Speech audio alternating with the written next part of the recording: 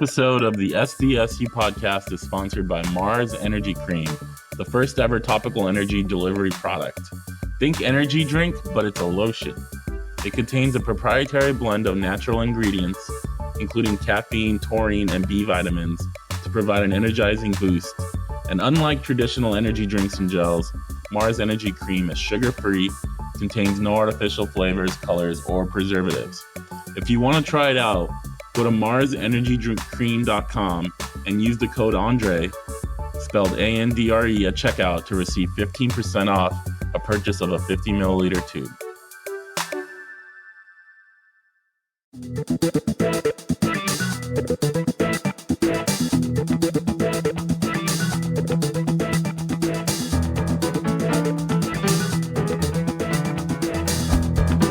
You are listening to the SDSU podcast presented by the East Village Times with your hosts Andre Hagberdian and Paul Garrison.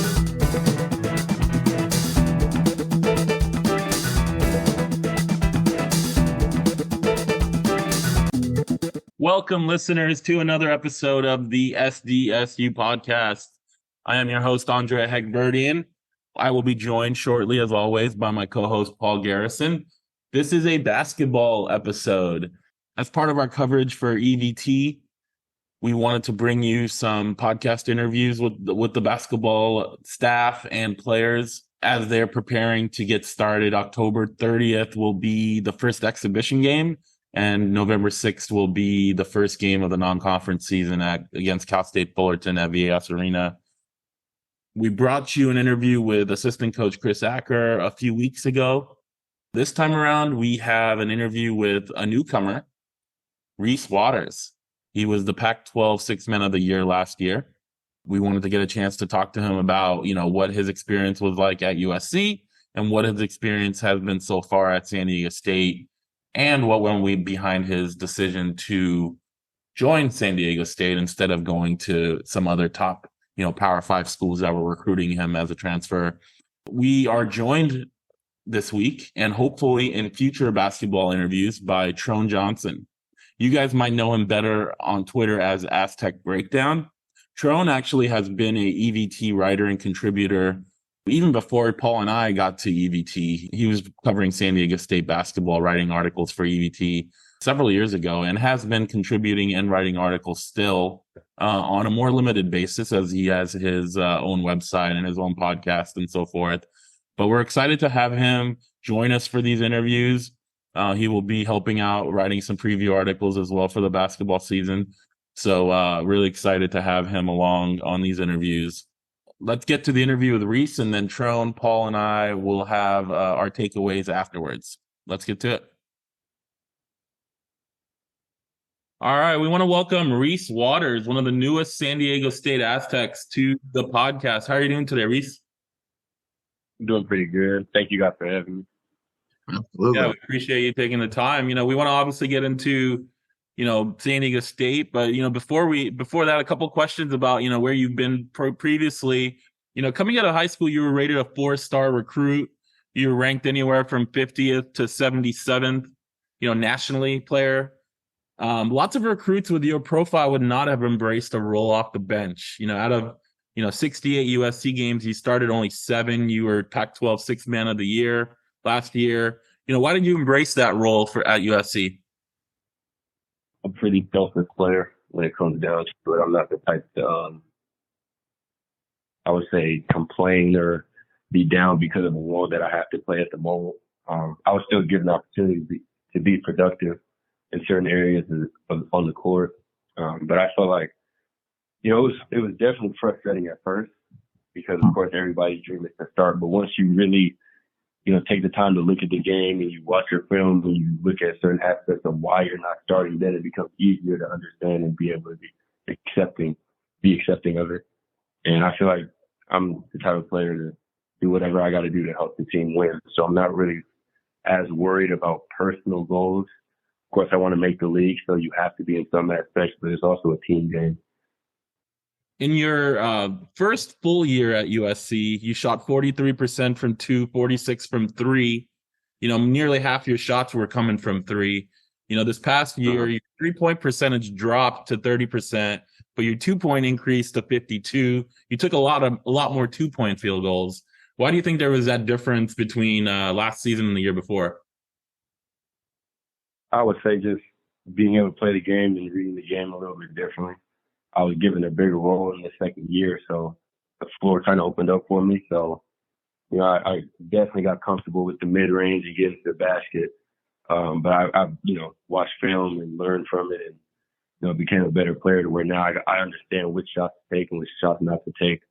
I also, coming off of an injury and I had elbow surgery and surgery on my groin. So it was kind of hard to get in the rhythm of things as fast as I did, as quick as I did, but I'm not the type to make any excuses for the actions that I did. But I think now just watching film, just becoming a better basketball player definitely helped, over this summer. So I'm definitely looking to increase my 3-point percentage for sure. Well, take us through the decision. You enter the transfer portal, commit to SDSU in April. What other schools were you considering? And I guess what was the deciding factor in you becoming an Aztec? So there are many schools that called and, that were interested. But the three that it really narrowed down to were Texas, UCLA, and San Diego State. And, they were, all great schools and the staff are great, but my relationship that was building throughout the time that I was getting recruited ever since my 11th grade year, San Diego State's really been the school that I could, see myself at besides USC, obviously that I picked. But really just the family culture and watching the interview that Matt Bradley had at the end of the year when he was expressing his love for the coaching staff and the rest of the team kind of showed me really what it's all about to be here, just being a part of the team and trying to help the team win. And their goal is trying to win it all. And not saying the other schools didn't have that, but I really felt a connection with, the way Matt Brad was speaking about his teammates and coaches. And, for me, the biggest thing was building a connection with my teammates as well as the coaches. And I felt like that was the best fit for me to come here to, expand my game on and off the court in terms of being a man as well. It was a very, very powerful moment. Is in the room in Houston that happened. At the celebration event, ran into Tony Bland out in front, interviewed him a little bit. What's your relationship with Tony, and did he play any of a role in your decision in coming to SDSU? Well, Tony's like a uncle to me, considering his relationship with my pop. But, I ask Tony all the time about basketball and just, he was a coach at, USC, and just asking him and just giving me tips in terms of on the court play. And then this question about being a man in general, I feel like Tony's somebody that I can always go to for that. And Tony did play at San Diego State. So when I was at the event, at the football stadium, it was surreal to see that many people at an event for basketball. Because I've never seen something like that. And just the love that everybody gave him and how the coaches embraced him when he came back and we were talking to everybody, just everybody knowing who he was and what he played for and what he stood for is very eye-opening. So, Tony's always been in my corner, so I really do appreciate the time that he gave me when he gave me the advice and everything about, and he also understands that I'm a man, I'm going to make my own decisions. So he never steered me in one direction, but he definitely gave me advice when it comes to picking a school, considering he went through the same situation.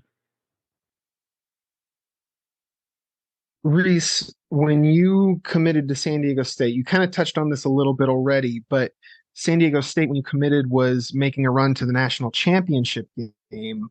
Did that have any impact on your decision to commit for the Aztecs?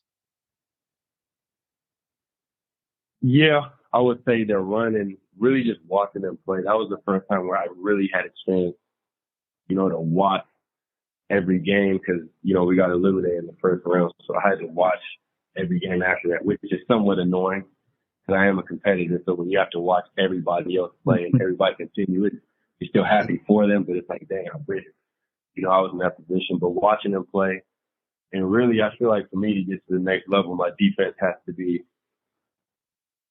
one of, if not the most important things in my mind when I step on the court. And watching their emphasis on defense and how they're able to win the game through defense when they weren't able to score, being able to get stops, and putting the stuff together in order to get a great professional offense is something that really stood out to me. And, really just watching all the coaches and how passionate they were in terms of them winning the game and really getting to that championship game was something that really took a big part in why, I chose San Diego State. A lot of former Aztec players, and especially the transfers, have talked about how the culture at San Diego State is different from the other places they've played at, and even Coach Dutcher had a kind of viral clip about the culture at San Diego State during the run.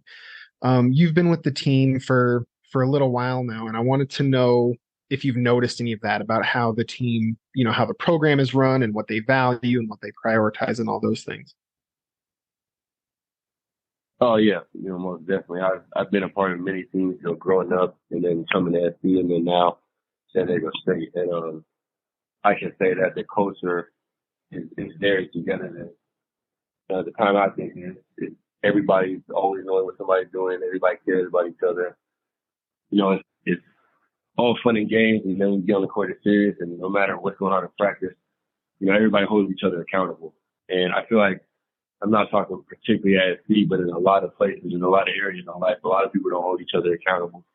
And I think that's one thing that I'm happy that I have here. So when I mess up, and it's not just a pushover, and not saying that SC did anything of that nature, but here it's very, very detail oriented, and they demand the best out of you. And I think that is one of the reasons they made it this year in terms of just a deep attention to detail and how specific they are in explaining and directions.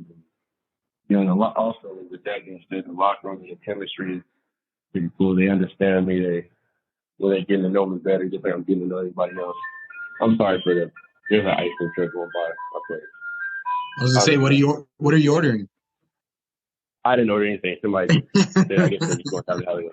Yeah, it's a pretty good culture here, and I love how it's like a family, and everybody just embraces everybody, understands everybody pretty well, on and off the court, and we work hard, so that's really well.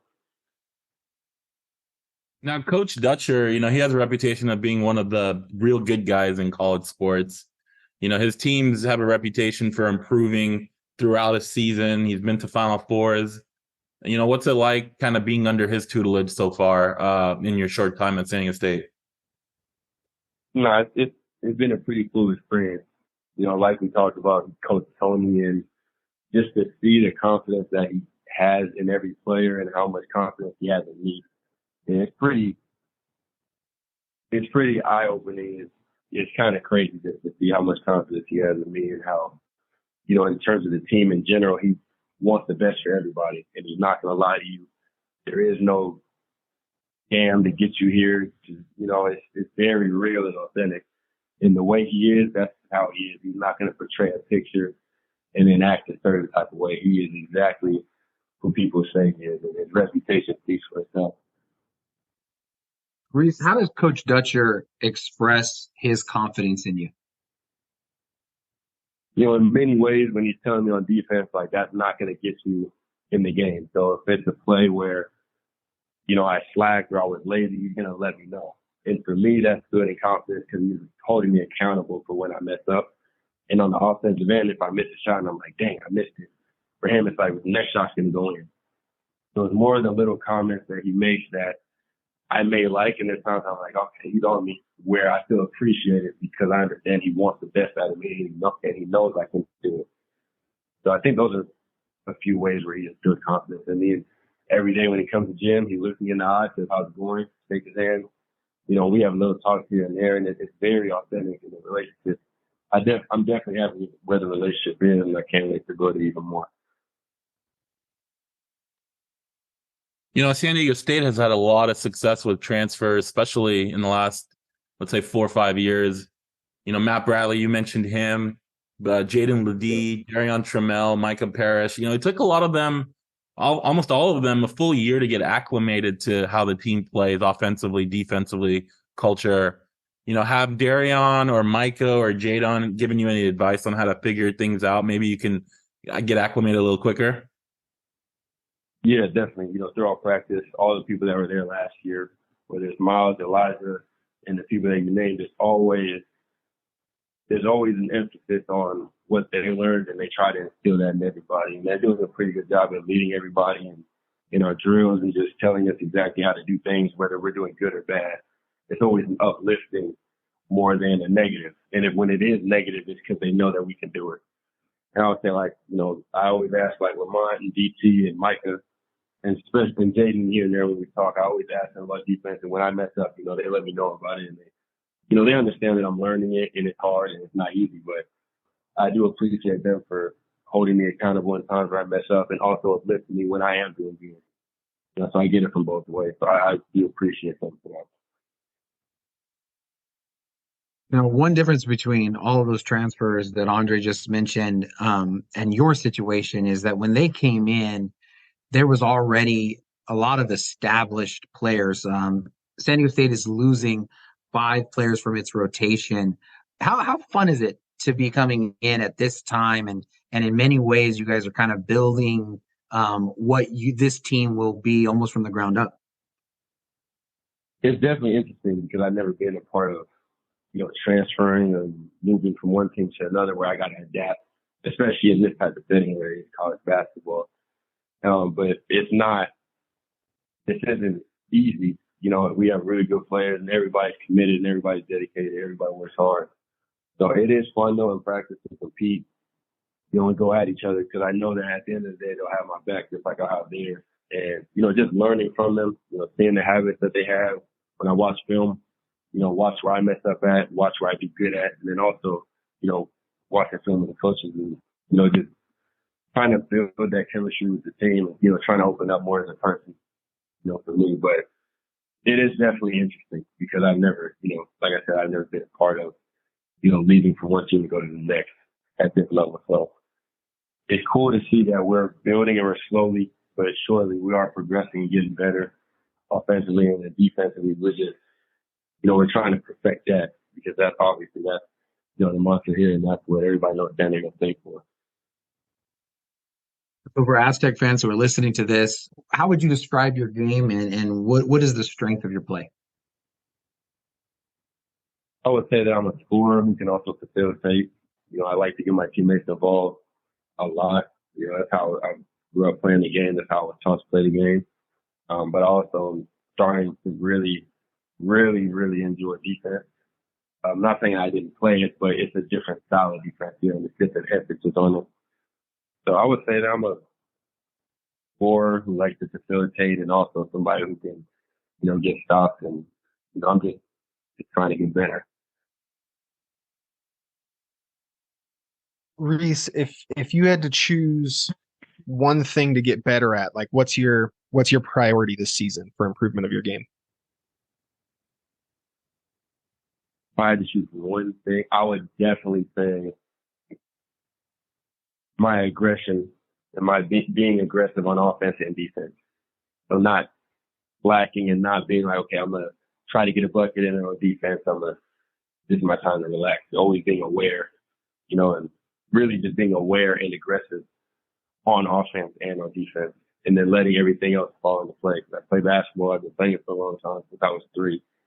If I'm gifted, I can put the ball in the hoop, I can pass, I can get rebounds, I can play defense. So really just letting everything fall into place and just being aggressive and alert and locked in while I'm on defense and on offense.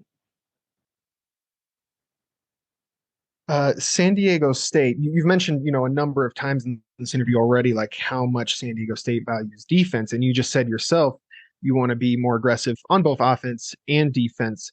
Can you explain for fans, like what specifically being aggressive on defense would mean? For me, when I say aggressive and locked in, that means that, when you're on the ball, you make a good play, you can get a steal and whatever. But it's also times where you see that somebody else gets beat and you can help them out in order to keep the possession from stopping in terms of them getting a score or a bucket. Just being selfless and helping a teammate out. Or if you see that somebody's messing up, being able to talk to them.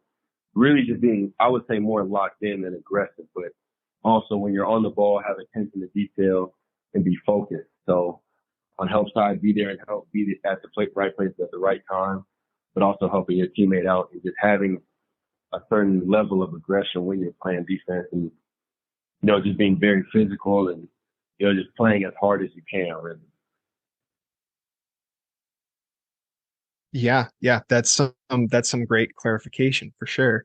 Kind of along those lines, what has Coach Dutcher and the rest of the staff told you about how they plan on using you within the team schemes this season?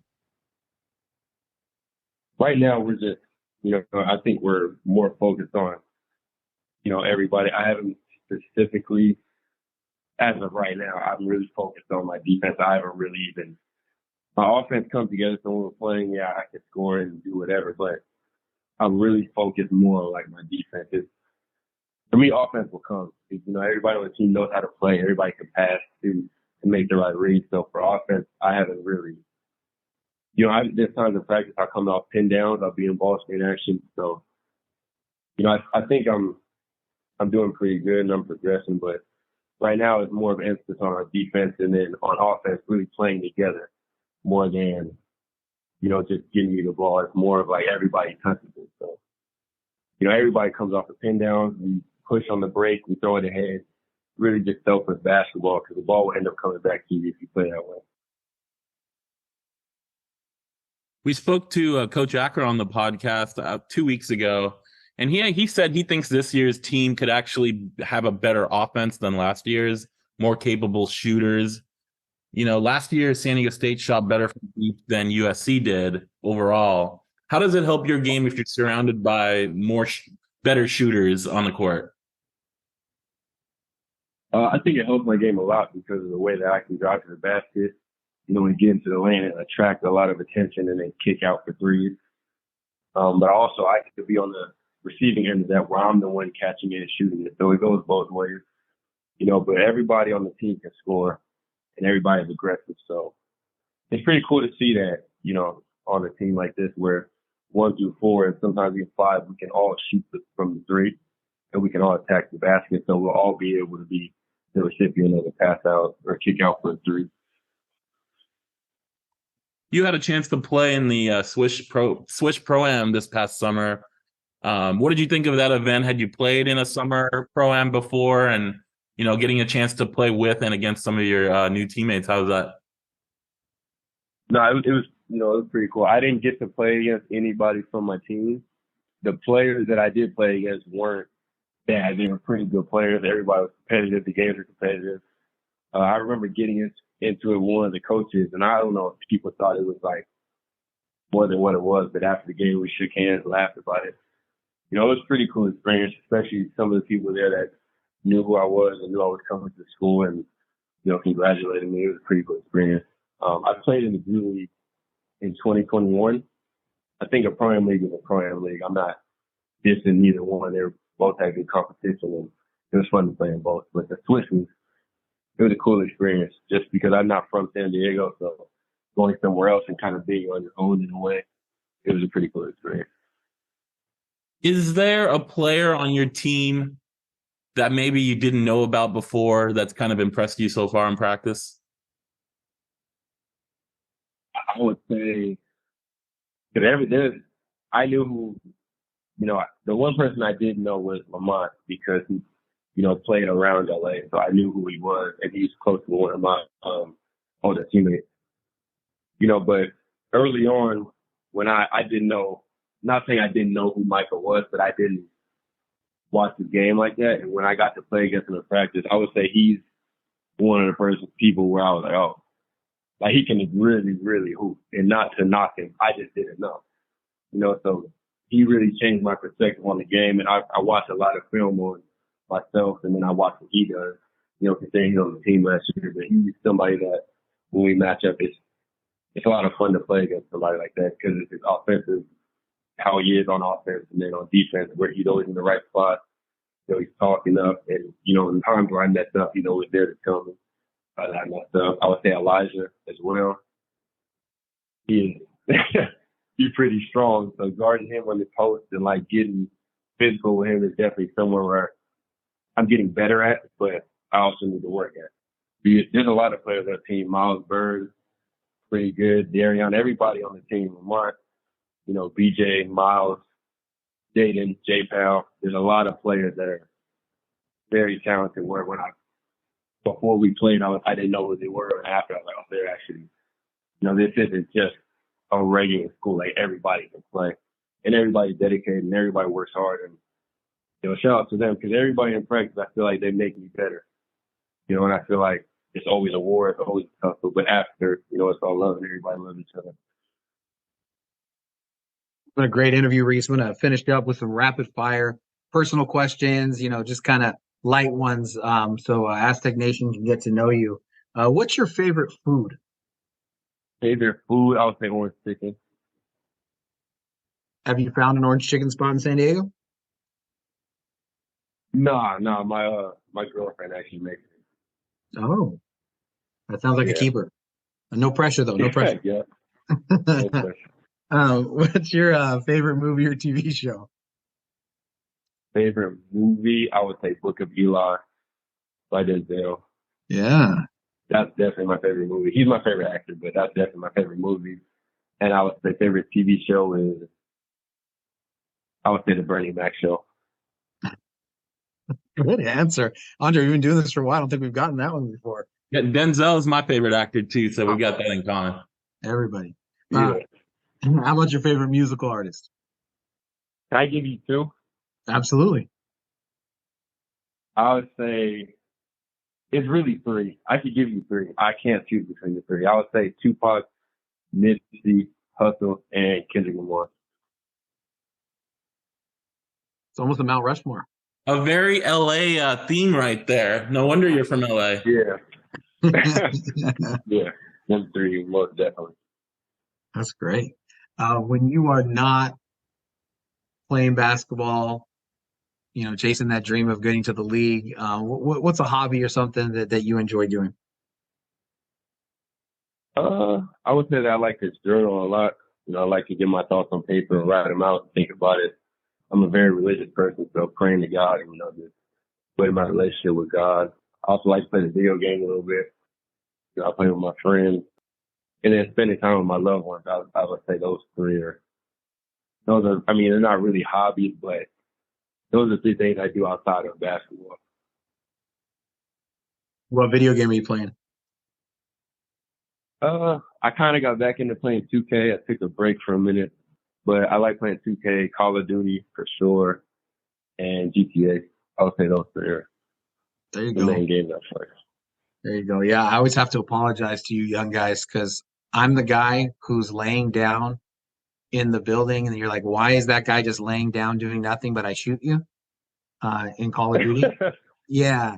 So I apologize. I'm that guy. I'm that guy. I You're just like, why are you camping in there, man?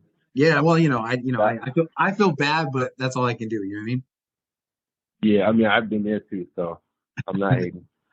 Perfect. Last one, brother. What is your major at SDSU? What are you interested in? My major is African Studies. Awesome, man. Absolutely solid interview, man. Terrific interview. Thank you for your time. No problem. Appreciate you. Thank you for having me. Have a good one.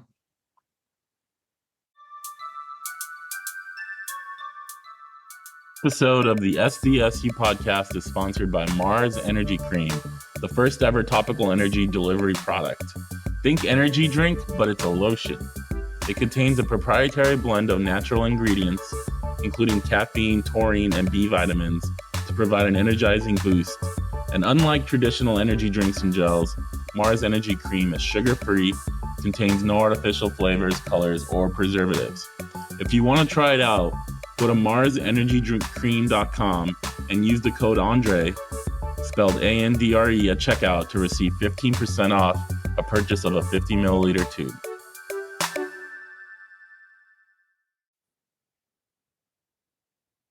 All right, guys, that was Reese Waters, then one of the newest San Diego State Aztecs. But first, welcome to Tron to the SDS. You can't just jump into the takeaways. We're kind of speaking with Aztec. No, you absolutely can't just jump into the takeaways. It's fine. No way, man. It's great. No, I'm very appreciative that you guys have me on. It's a big honor. Love your guys' show. So happy to be a part of it. Right on. Right on. Hopefully you can do it enough where you stop saying you guys' show. You know what I mean? There's that hour, you know what I mean?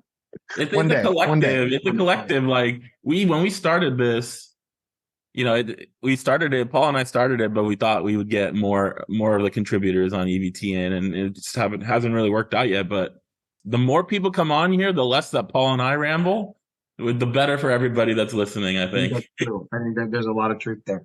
No, and I think just as for anticipation's sake, Tron is going to be doing a lot of writing, preview stuff for the basketball season. As everyone knows, needs no introduction. His analytic game, his insight into basketball, I think we're all going to be able to benefit from. And so pretty excited about that. And then obviously getting to participate and ask these questions and then get these thoughts, man. So, I mean, start us first, brother. What was your interaction with Reese, and what did you think of some of his answers?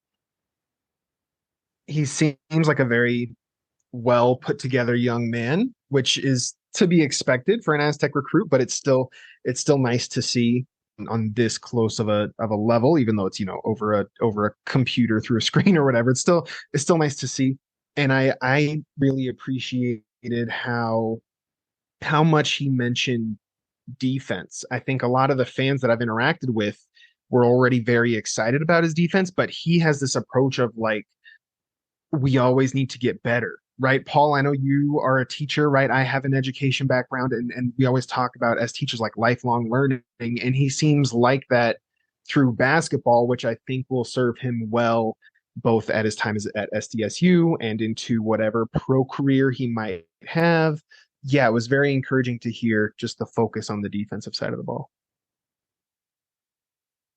I would say the two things that from that conversation is mentioning the Matt Bradley press conference. That was pretty special. Yeah. Like we knew when that happened that like it went viral. It was posted a lot of places, but like you didn't realize that it was going to have an impact like it did to bring, one of the top a transfer that Texas and UCLA thought they were going to get. Like from what I read, both of those coaches thought they had him in the bag. And to say that something like that, a press conference of a player that got up there after a loss and spoke those words, I think that was powerful. And then I love the fact that he admitted that it was frustrating to not be starting right away. Like there's no player that doesn't get frustrated by that. It's just, it's part of being a human, being an athlete. It's the way you handle it. You don't mope. You don't, talk back to coaches. You support your players, your teammates. As long as you do all of that, then it's okay to be frustrated as long as you don't show it outwardly. And I think he obviously didn't. And so he did it the right way. But I like the fact hearing it that like he wanted to start. Of course he did. Everybody wants to start. Everybody wants to play 30 minutes a night, score, take 20, 25 shots, but he said he's selfless. He'll do what's best for the team, and that fits San Diego State to a T. I think that's fantastic. Echoing that sentiment, I think the thing that always kind of jumps out to me, he's only been here a short time, but tell me he doesn't sound like an Aztec. And so that ability to communicate the culture and the expectation, from one side of it, he did a really good job on his research and figuring out what school he wanted to be at because he understands San Diego State and people who have been, around him and all the interviews we've done and all of that kind of stuff. But then also, too, just the ability to communicate that from the coaching staff, that they can communicate like what it is that their expectations are. I thought that was really good because, again, you want these kids to go to a place that they can maximize what they want. And they seem, culture-wise, value-wise, they seem to be together. I also really thought it was cool how he talked about Coach Dutcher and the way that he communicates to him how much confidence he has. And it's such an interesting thing because as I think, Andre, you said at the very beginning, I mean, this is a high level recruit. This is a guy who's for his whole life, or whenever he took that jump in his basketball career, the expectation has been that he's going to be an NBA player. And to hear that a guy who clearly has confidence to him to be able to see how much confidence Dutcher has in him, and Dutch to be able to communicate that is just, another in a litany of ways that I think Dutcher's skill as a coach comes across. Question for you, do you guys think that we could see Reese get a lot of what Matt Bradley got in the offense the last 2 years, or you think it's going to be a completely different offense this year? That's a really good question. I don't think it'll be super similar to Matt Bradley, which, to be fair, I haven't seen a whole lot of Waters' game. Yeah. I watched the one tournament game, and I think part of one other game, and it was just hard to find USC tape. I don't think it'll be very similar to Bradley, because Bradley had so much ball handling and isolation duties, and that's not a whole lot of what Waters did there at USC. He could, right? It's not that he doesn't have the talent to do it, but that's just not how they used him.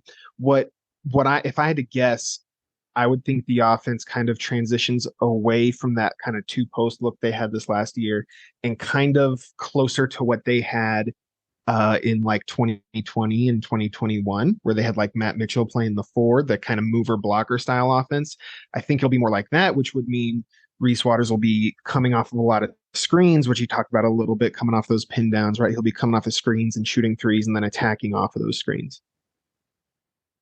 It's a hard thing to be able to try to understand. I think Matt Bradley's game was pretty unique in just the sense that he was almost better when he was guarded, and he could make a tough shot, and he could have three guys on him, and ask anybody to do that, I think is just, it's a really difficult thing. And I'm really curious to see how they're going to build the offense. I mean, I think that there's always going to be habits and tendencies and things that the coaching staff just in general feels better with, but I really think they're going to try to run. They got better at running last year than the year before, and every year Dutcher talks about running. But I just think that the 5 players that graduated were not necessarily, that wasn't necessarily their game, was to get out and run. And I think that the athleticism of the players now, I think that potential is there. And I think they're going to really want to see more easy baskets, try to have a little bit more of a track meet, because I think they're going to be better that way than in the precision of the half court. Yeah, and Waters is 2 inches taller than Matt Bradley. If you buy what's posted on the website, you know how to right. But well, I actually like that a whole bunch, because when I go to a press conference and I stand next to him, I'm not really good at like where exactly I am. But when you walk up next to people, Andre, it's like, oh no, that guy's not 6'6". Yeah, that's true. It's really easy to be able to put exactly where they're next time I go to a practice or a press conference and he's there, I'll stand next to him. I'll tell you if he's 6'6" or not. Exactly. But I mean, asking the same question, he talked about defense. I mean, I again, another great answer, another great Aztec answer, which is, I always think it's great when players sound like coaches. And his answer about, I don't know what I'm on offense yet. We're not really doing that. We're doing defense. That was a great answer. But what do you think they'll be defensively, given that, and this might just be me, but I think Nathan Mensah was as good, probably the best defender that San Diego State's ever had, in terms of just his ability to build a defense around what he did and the uniqueness that gave. So I'm really curious to see, because I don't necessarily think that they have the players who can, switch 1 through 5, etc. So where do you guys think their defense is going to be this upcoming year, and just, with what you know about some of the players that are coming back? I do think that there will still be some switching. Like, they had Ladis switching at times last season. You're right, he's not nearly as good at it as Mensah was, but nobody is. But it seems like for the most part, everybody else can switch, right? To switch, you want bigs with quick feet, and you want strong guards, right? Butler's a strong guard. J. Powell has quick feet.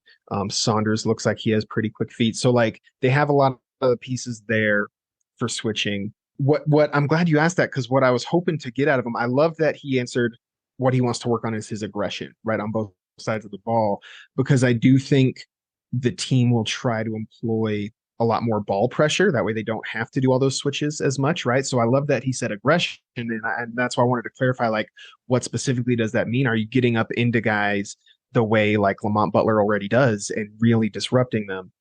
And he didn't quite answer that, but he also didn't not answer that, I thought. So that's kind of what I was hoping to get at and see what his answer was.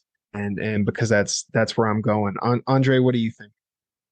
Well, we asked Coach Acker, what did he say? Take more charges, which they haven't really taken many charges. Yeah. You know, the Tim Shelton special, right, from a decade ago. So yeah, you could see them, you know, instead of trying to block shots, trying to actually stay in front of guys and take a charge, you know, eat right outside the paint or right outside that circle. That might be a little different than what we're used to these last few years with Mensa and some of the other guys they had right before Mensa. So yeah, ball pressure for sure. Switching, I still think they'll switch because they still have a lot of positionless guys that can play. You know, Micah Parrish can switch out and play a guard. You would think Waters can, things like that. So, but taking charge, I definitely think they're. Sorry, I definitely think they're going to switch 1 to 4. The question is how they handle 5. And you know, like in the little video that they put out where they ran a little pick, and they didn't just do a straight switch, and they did that last year as well. And I am curious, you know, Tron, to your point about Ledee, a question that I had all last year was, did they switch as much with Ledee because that's what he does best? Or did they switch because you can't really have two defenses where when Mensa's out there, everyone's going to switch. And then when he's not, you know what I mean? You have to kind of play whatever that defense is. And so I'm just curious to see how it is. And I was looking at some of just trying to understand, and you know, they played pretty good defense at USC. When you know, they played a faster tempo, so their points per game is never going to look great because they just get more shots. You know, they think they were 56 or something, and you know, those like points per possession.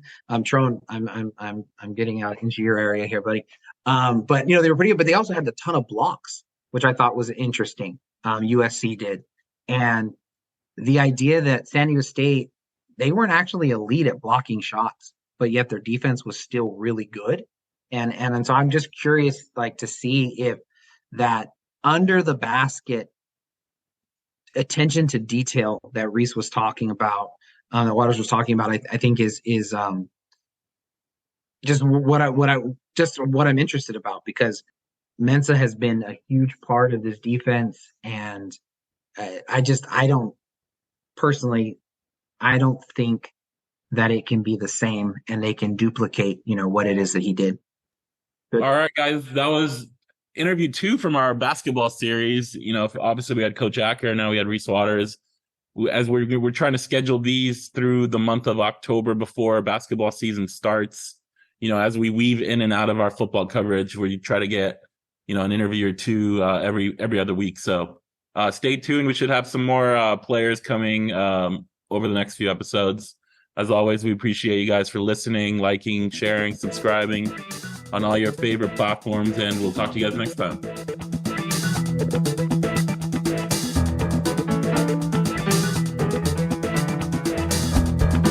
You are listening to the SDSU podcast presented by the East Village Times with your hosts Andre Hagberdian and Paul Garrison.